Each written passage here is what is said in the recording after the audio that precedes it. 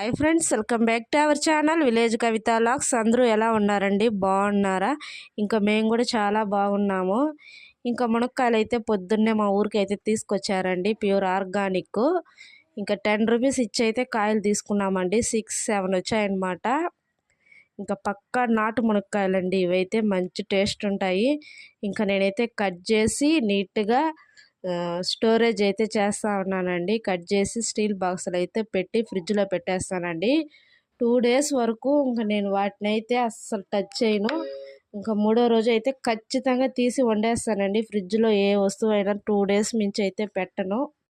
అది ఏ వస్తువు అయినా 2 డేస్ మించి అయితే పెట్టుకోకూడదండి. మీరు కూడా పెట్టుకోబాగండి. ఇంకా అంతకు మించి తింటే ఇంకా మనకి అనారోగ్యం అన్నమాట. ఇంకా అందువల్ల అయితే నేను కట్ చేసి ఫ్రిడ్జ్లో అయితే పెట్టేస్తూ ఉన్నాను.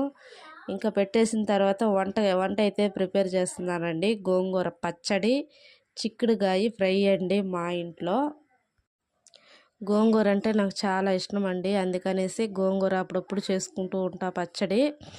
అలాగే చిక్కుడుగాయ వేంపుడు అయితే చేశానండి. చాలా సూపర్ కాంబినేషన్, చాలా టేస్ట్ ఉంటుంది.